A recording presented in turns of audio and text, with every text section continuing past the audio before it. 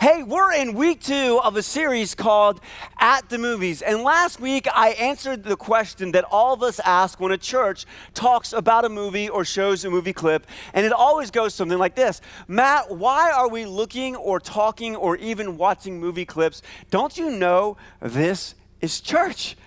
To which I always respond, which is a truth that you already know, but we just admitted together last week, and here's what we admitted last week about movies. Movies often reveals truths about life, people, and God, but without the baggage attached to religion or faith. Listen, when you and I go see a movie, usually in most movies, there's things about life, there's things about people, there's things about the way the world works that you and I know to be truth, but isn't attached to our bias, whether it comes to faith or religion. And movies also reveal something we know about life, but will rarely ever say. And that life has some things that we wish weren't a part of it, but we wish they were a part. Here's what movies reveal. Movies often reveal these things. Listen, there's evil, there's hate, there's betrayal, there's greed, there's selfishness, there's cowardice. We know these things exist and we wish they didn't. And here's the things that happen in movies that we wish did exist and we know do in some form, that there would be good, there would be love, there'd be friendship, and there'd be generosity, and there'd be sacrifice, and there'd be courage. Listen, when you and I go to the movie, no one stands up and cheers for this section over here. When the villain wins, when there's destruction, when there's betrayal, when there's selfishness, when there's coward, no one goes, woo, that's who I want to be. No one ever does that. You know when you cheer when there's good, love, friendship, generosity, sacrifice, and courage. And that's because movies reveal the truth about life, people, and God, but just with none of the bias attached to faith. And as we kind of finished out last week, we kind of landed on this place in it, and it was this, and we said this. We said, listen, you don't have to be the hero of the whole story, just our story. We said this, we said, listen, everyone wants their life to count. No one wants to get to their last day of their life and say, my life didn't make a difference. We all desire to be a hero, but we can't be a hero of the whole story. There's only one of those, and that's God. But we can be the hero of our own story. And this is kind of where we pick up today. We're going to ask together today, how can you and I be the hero of our own story? How can you and I be the hero of our own stories? Now listen, the movies that I love, the movies that you love, the movies that we love, these movies that we are fired up about, listen, they uncover a pretty cool truth. And here's the pretty cool truth that the movies that you love, I love, and we love uncovers is this, that whatever is your favorite movie, I mean, think about your favoriteest movie. Think about a movie that really moved you. It was probably because you identified, you liked, you valued, and you loved the main character or the hero or the heroes of that movie. The movies that you remember and love is because you identified and loved something about the hero or heroes of the story. When you see a movie that moves you, there's something about the hero of the story that you go, I like that, I wish I had that, or maybe I want to be that. And so I want to give you a little bit of an example of what I'm talking about. So I want to show you a clip. It's from Star Trek. Now I'm a sci-fi nerd, so I apologize if you have to put up with my sci-fi nerdiness. But I love it. It's a remake of the Star Trek. It's the 2009 version. And so we're going to kind of watch a scene. So we're going to take all the lights down, and I want you to give your attention to the screens. We just watched a clip where the second in command had to take over in an unwinnable situation that required courage, skill, and sacrifice. And whenever you and I go to a movie and we see someone step into the role of a hero, there is something noble and inspiring that moves us at the core of who we are. However, there's always a small catch. And here's the small catch. That almost every movie will remove deeply by a hero's sacrifice or courage or skill. It's always about some epic problem that most of you and I will never, ever face. I mean, I'll never be in charge of a spaceship, as cool as that would be. I mean, think about it. The small little catch that you and I will not probably face the epic things and the epic problems we often see in the movies actually leads to a pretty big problem, which is kind of our question of the day. It's kind of our opening truth, and I'm going to put it up on the screen. It's on your notes if you want to follow along. It goes this: how can we be the hero without the extremes of war, diabolical villains, and space invading aliens? I mean, how can we be heroes in the everyday world where we're not in war, we don't have this diabolical villain, or we don't have these invading space aliens? And it got me thinking, I mean, for most of us normal people, you know, the closest thing we're going to get to war, and I know we live in a military community, so some of you will actually face that, but for most of us normal people, the closest thing we get to war is bedtime with our children. You know what I'm talking about. Have you ever gone in to put your kid to bed and it's like, read me one more story, and they want you to read the story you've already read 1,000 times, and you try to point them to another book, but no. And then it's like, can you check the monster for, check the closet for monsters, and can you tuck me in? And then it's, I'm hungry, and then it's, I got to use the bathroom, and then it's, you forgot to kiss me, and then it's like, I need a drink of water, and about the 9th time, you were like, we're going to rumble, kid. You're going to bed now. Like, for most of us, that's the closest we get to war. I mean, for most of us, the closest thing we get to a diabolical villain is the accounting department that asks us to fill out our forms in triplicate. And we filled them out 3 times already, but they keep telling us a different way to fill it out. And for most of us, the closest thing we get to space invading aliens is that crazy relative that always shows up at the worst time. You already know this. The movies that we love, the heroes that we identify with and that we want to be with, often face crazy problems that you and I will probably never, ever deal with. I mean, if we were in war, most of us could see ourselves going, I'd save my buddy, I'd push him out of the way, and I would dive in front of the bullet. If I saw an evil villain, I would absolutely stand for what is right and good. And who wouldn't want to save the world? That would be cool.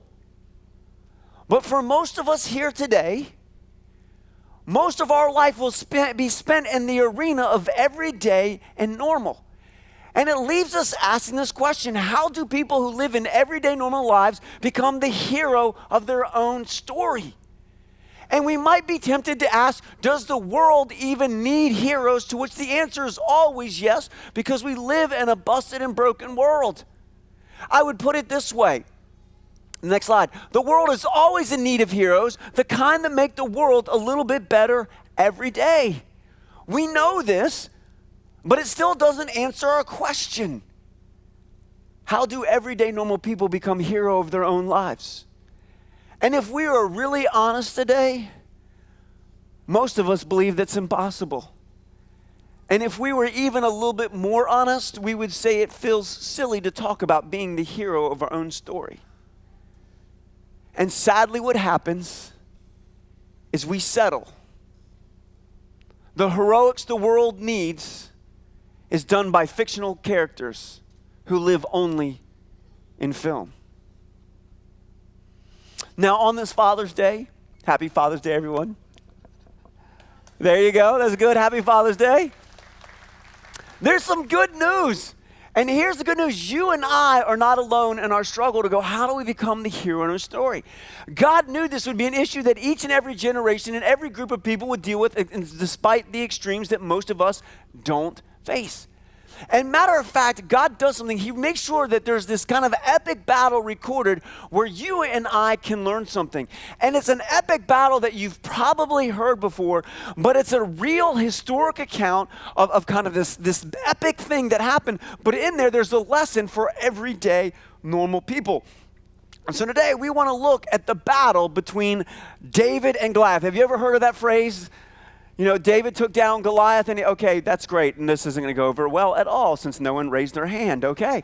We're going to take a look at this epic thing that happened, and here's the amazing thing about this epic battle is not that it's just, it actually happened, that it's a part of history. What I'm excited about is, did you know that archaeology supports and kind of confirms that David had this dynasty? So David was a real person who lived in a real country, who encountered this real battle, and we're going to pick it up in the eyewitness account of 1 Samuel. We're going to put up on the stream, and it says, then Goliath, a Philistine champion from Gath, came out of the Philistine ranks to face the forces of Israel. He was a giant of a man measuring over 9 feet tall. Bro was tall, come on, man.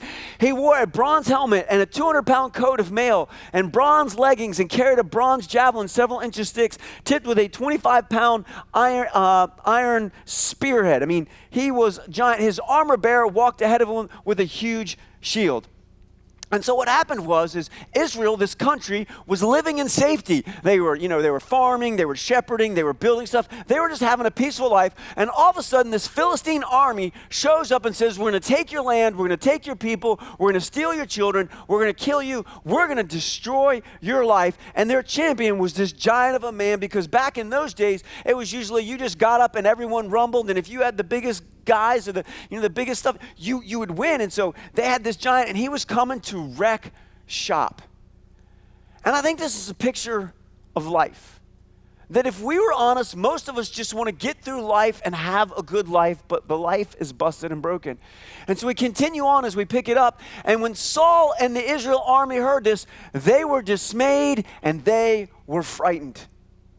And it got me thinking, I wonder how many of us, especially on Child Dedication Day, we read the news, we watch the TV shows, and we wonder how our kids will ever make it in a world that is so busted and so broken and so divided and so hostile. And King Saul, he was a pretty tall guy himself. Matter of fact, he was the tallest guy in Israel, and it was really his job to go out and face him. But because of some personal defects, he decided he wasn't going to do that. And then in comes the story, David. And David shows up on the scene. He comes out and he hears that this Philistine make this, kind of this offer. Hey, I'll fight any one of you. You send out your best, and I'll crush him, and then you guys will be our servants. So David shows up, and David's been watching the sheep, and he's bringing some cheese to his brothers, and he hears this, and he goes to the king and says, hey, king, I will take care of this. Don't you worry. You don't have to fight him. I'll go out and take care of this giant. And King Saul was like, wait a second, you're just a little dude, man. Like you're a little dude, you're young, he's been a warrior. And then we pick David's response up. We're going to pick up what David said here, and we're going to go to that next verse, and it says this. Your Majesty, David said, I take care of my father's sheep. Now I want to stop right there, because you need to understand something.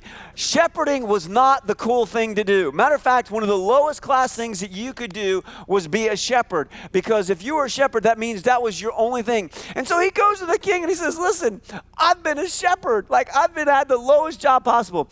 And anytime a lion or bear carries off a lamb, I go after it, attack it, and rescue the lamb. Now, I want to stop here for a second, and I want you to kind of catch the picture.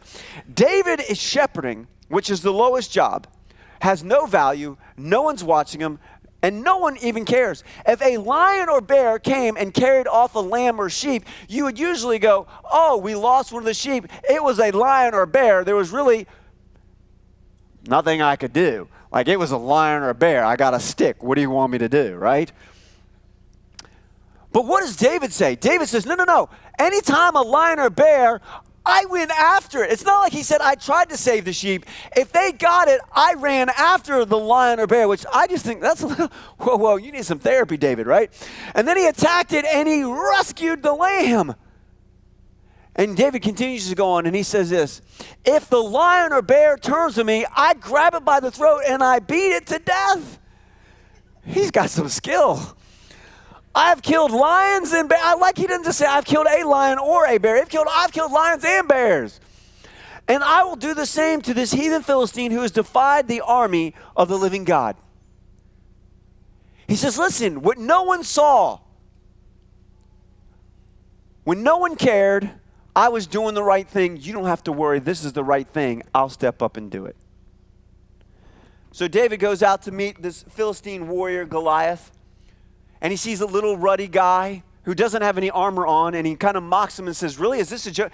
Is this the best that you can send at me? He's stunned. Where's your armor? Where's a giant? Is this, you're going to send me a little boy? And this is David's response to him. David shouted in reply, you have come with me with a sword and spear, but I come to you in the name of the Lord, and the Lord of the armies of heaven and of Israel, the very God who you have defied. See, David wasn't doing this for personal glory. David wasn't trying to find a giant to fight so he could make a name for himself. He saw a problem that no one was willing to solve, and he was willing to step up, not for personal glory. Goliath was not his enemy. It was the fact that he wanted to harm his family and his country and his people, and he was going to stand up and do what was right. And it looked like David had no chance. He did not have the war experience. He did not have the stuff that this guy had. His hope was in God. And we know how the story ends. Goliath started walking toward David again, and David ran quickly toward the Philistine battle line to fight him. Now I want to stop here for a second. If a giant starts coming towards me, I might stay where I'm at. David ran quickly. David didn't wait for the problem to come to him. David went to the problem. And then we pick up how this epic battle ends. And it says he reached into his bag and he took out a stone which he slung at Goliath, and it hit him in the forehead and broke his skull, and Goliath fell face down on the ground, and David won the battle. And you might be asking, Matt, I'm not gonna get in a fight with a giant who has a spear and a coat of mail that weighs 200 pounds, and I don't have a sling. How in the world does this apply to me becoming the hero of my own story, where there are no extremes of war, diabolic villains, or space invading aliens? And in this story, there are 3 principles that can apply to anyone, anywhere, for every day, so that you and I can become the heroes that God meant for us to be. And so this morning, I briefly want to walk us through what these 3 principles are, so that each and every one of us can become the hero in our own story. And here's principle number 1. A hero demonstrates faithfulness without fanfare or fun. You see, David was a good shepherd regardless of who was watching him or how important it was to other people. Even though it didn't matter to other people, and even when no one was watching him, David did his job and he did the right thing all the time. And in this moment, you and I discover a truth. And listen, if you hear one thing, you really need to hear this. Listen. There is no moment that will make you a hero. There are only moments that will reveal who you already are. Let me say it again. There is no moment that will make you a hero. You may face a moment, but it will reveal who you already are. Now, I want to say something hard, because here at SouthPoint, we have these buckle-up moments where I just try to tell you the truth, because I think love always tells the truth, even full of grace, right? Full of grace and truth. And so if I was really honest, you know how I want to be a hero? And maybe this is how you want to be a hero, and maybe this is part of the problem is, I really want life to be comfortable, convenient, and easy, and I really want it to all be about me. And then what I'd like to have happen is, in one easy moment, when everyone's watching, I get to do something awesome that makes a great difference. And then I can go on and life can continue to be about me, because if I do that, then it doesn't cost me anything. And here's the problem with that. You and I are not made in moments. You and I are revealed in moments. And David teaches this principle, that a hero demonstrates faithfulness without fanfare and fun. And the reason that David was willing and had courage, the reason David was able to defeat Goliath, the reason David was able to run towards the problem, is it wasn't the first time. This is something David had done repeatedly over and over. He had been faithful out in the fields where the only audience he had was God. As my dad said, right will always be right and wrong will always be wrong. And without fanfare or fun, he always did the right thing. He was faithful. And it leaves you and I asking, are we faithful when no one's looking? When the only audience is God himself? Are you being faithful in the every little day thing with no fanfare and fun? I want to share an example of a true story of someone living this out. His name is Chin Si. He is actually from China, and he sells vegetables out of a vegetable stand. And there was this giant bridge, and I'm probably going to not pronounce it, but it's called Nanjing. It's a very tall bridge. It's in China. And matter of fact, it was kind of this marvelous feat of engineering. And it's a very tall bridge, and people like to cross it. And the problem, though, is in this very, very tall bridge, because it was so tall and so high, and it kind of connected two populous situations, that over the decades, it was a place where people who were very sad would jump off of to kind of end their their misery, right? And so one day, Chen-Si was crossing the bridge on his way to sell vegetables. So like, he's not an engineer. He's just an everyday average guy going to sell vegetables at his vegetable stand. And he sees someone walking towards the edge, trying to get over the fence to jump off this bridge. Chen-Si goes over and consoles this person, holds on to them, hugs them, brings them back over, and saves their life. And in that moment, Chen-Si realized something, that there was a problem. So Chen-Si bought a little scooter. And Chen-Si, on his free time on the weekends, would take trips back and forth over this bridge for decades. And every time he saw someone who looked discouraged or sad, or who might be walking toward the edge, he would walk over and talk to them and console them. And eventually he started making pamphlets for people who suffered with depression and who were sad, and would pass them out. And he did this for decades. He's known as the angel of this bridge because he gives us free time.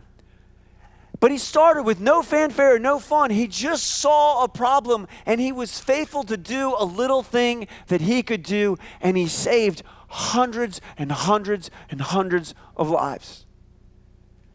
You see, there's a very basic principle that David lived out that can cause you and I to be the hero of our own story, and that's just be faithful. Which leads us directly into observation number 2, which is the second principle, that if we want to be the hero in our own story, and it's this: the hero has courage no matter how hard, uncomfortable, or how painful it is. If we are really honest, most of the time we want to have courage and we're willing to maybe go do something, but what holds us back is how hard, how uncomfortable, or how painful it is. And what's amazing is David, as he ran forward, because he had been faithful, he had courage knowing that he could do his next thing. And it got me thinking, if we want to be the hero of our own story, we just need courage. We need courage to do the hard, uncomfortable, and painful things. I don't know how many of you are familiar with the civil rights movement here in America, but there was a famous march done in the South across a bridge called the Selma Bridge. Did you anybody ever hear of that in history? And as the marchers gathered together, black and white, and as Dr. Martin Luther King was crossing that bridge, they knew on the other side of the bridge what was awaiting them was a racist group of police people who had batons and who had dogs. And everyone, as they were marching across the bridge, knew that on the other side of the bridge, what was going to await them were fire hoses, were beatings, and were dogs. And that they were going to be uncomfortable, they were going to be hurt, they were going to be harmed. But in the midst of that, they knew that the injustice and the inequity of how race relations were happening in America was absolutely wrong, and they needed to make a stand. And I'm sure that every step as they were doing, linked in arms, and as they got to the top of the bridge, and they looked down and they saw the dogs barking, and they saw them with billy clubs, and they saw the fire hoses ready, I'm sure that their hearts became fearful and realized that it was going to be hard, it was going to be uncomfortable, and it was going to be painful. But every step they took was one of courage. Because anytime you do something that is right, it requires courage, knowing that you're going to have to step into something that is painful or uncomfortable or hard. At SouthPoint, we have this saying, and I've said it a billion. You know what I've discovered? Problems never solve themselves. Shocking, right? Problems don't go away through medication or ignoring. The only way problems get solved are by going through them. You don't get to go around them, over them, or under them. You want to know how we can be the hero in our own story? Is to have courage. There are going to be times where it's not going to be easy, where it's going to be hard, it's going to be uncomfortable, and it's going to be painful. And listen, I want to say something, because sometimes people show up at church and go, if I follow God and I follow Jesus, I get a pass from pain or problems. And that is not anywhere in the Bible. Jesus says, in this world, you will have trials and tribulations, but take heart, I have overcome them. To live in this world, to be the hero that we're made to be on this Father's Day, men and women, to be the hero of our story, it will require courage. There will be times where it's hard, uncomfortable, and painful, which leads me directly into observation number 3, or principle number 3, which is a hero is selfless who honors and trusts God. At some point, you know what a hero is? A hero is someone who makes the life of someone else better. You know what it means to make the life of someone else better? It means that you are not, number one, that there is something greater than yourself.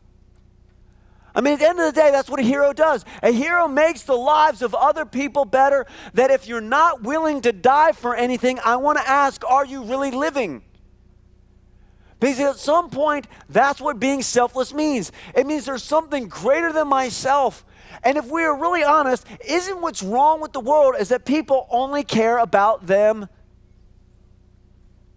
When we looked at evil and hate and betrayal and greed and cowardice, they all have a common theme: self. A hero is selfless who honors and trusts God. Isn't it amazing that Jesus' primary command was not to go to church? Jesus' primary command were not religious rituals. Jesus' primary command that upset all the religious people was, you can't say that you love God if you don't treat people right. Jesus said, a new command I give you: love one another the way I've loved you. And he went and he died on a cross. That's not very popular. It's not one of those things you go, oh, that's why I want to go to church, to learn how to be selfless. I want to be happy and healthy and prosperous. But you never get to be the hero when life's all about you. True story of an everyday guy from Nigeria. His name is Joseph Blankenson. He was on a boat in a river, and the boat had about 24 people on it. And this boat, it was kind of a rainy season. It was kind of a season where there was flood, and there had been debris that you couldn't see under the floodwaters. And this boat carrying 24 people hit it, and it capsized. And Joseph was a very athletic man, and so he was able to stay on board. But most of the other people got dumped into these floodwaters, and most of them could not swim. Now, Joseph was a really good swimmer, so Joseph jumped into these floodwater rivers, and he went and he rescued this person, and he dragged this person up on the boat. And then he saw there were still some other people, so he went back a second time and grabbed another person and swam them to the boat and got them on the boat. And then he said, oh, there's still another person, so he went back out into the water a third time, and a fourth time, and a fifth time, and a sixth time, and a seventh time, till finally he saved 13 people. But there were still people out in the water, so he went back to save the 14th person, but was exhausted and tired and was succumbed and drowned and lost his life. What's amazing about this normal guy who had a husband and wife and 2 little kids, he was selfless. He realized there was something more important than himself, and he took action. You see, in this epic battle between David and Goliath, it wasn't about strength. There's some principles. Are you faithful when no one's watching and it's not fun? Are you willing to do the hard, uncomfortable, or even painful thing? Are you willing to be selfless? David had no idea he could have lost his life. At the end of the day, the hero is these things. Which leads me to sum up, if I was going to say the whole thing of like, how do we become the hero in our story? And it's this: epic moments won't make us a hero. If you're waiting for some epic moment to make you the hero, you will be disappointed. Moments just reveal who we already are. So I want to ask the question: are you living daily in a way that is faithful? Are you living daily in a way that is courageous? We're at the water cooler or at the gym or at the soccer field or in the conversation or wherever it is at, that you stick up, that you do and value things that are right and good and true. Do you practice being selfless? Because if you never practice being selfless, there won't be some moment where you're able to be selfless when it is actually really needed. Because epic moments don't make heroes, they just reveal who we already are. Now, the timer tells me I have to be done, so I'm going to close. And so I want to close with a true story about a little 10-year-old girl who impacted a group of people.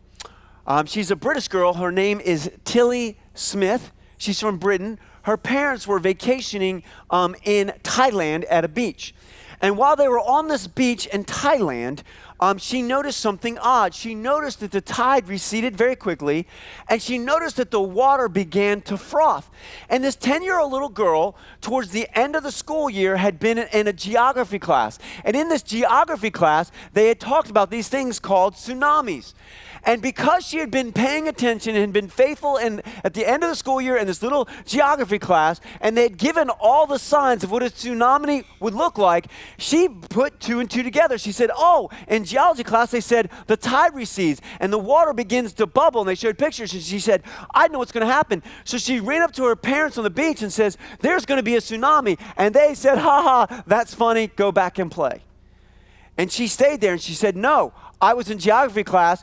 Go look at the thing. The tide has receded quickly. It's bubbling. And then the dad was like, what? And he kind of looked and he noticed something, but at first he really didn't believe her. And she says, no, I know I'm right. You guys need to do something. And they argued with her, and she said, no, I'm right. You need to do something. The dad gets up and look, and he sees that the water's not acting right and said, she might be right. And so he goes and he goes to like where the guard beach or the beach is, but it's a half a mile away.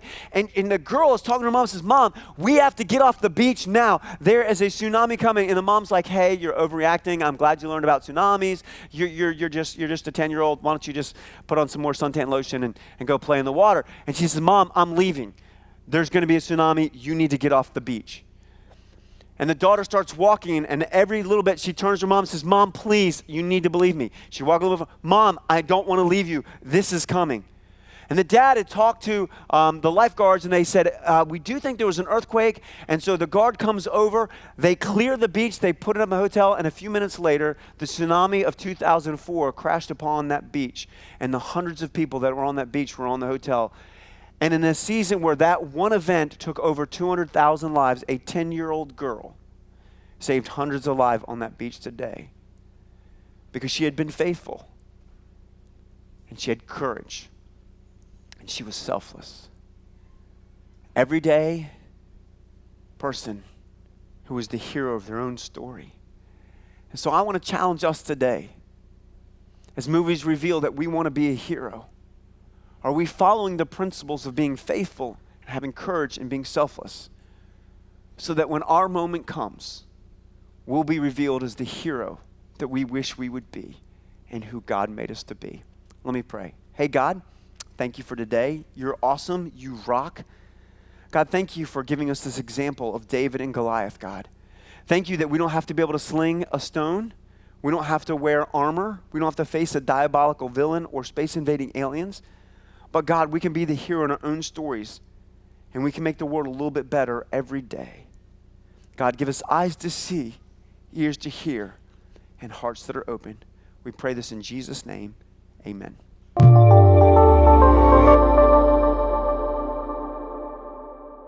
If you're ready to take the next step in your spiritual journey or continue to support SouthPoint, you can connect to a small group, serve on a team, and give financially by clicking the box on the right. To watch other sermons from SouthPoint Church, click the playlist on the left. Click the logo to subscribe.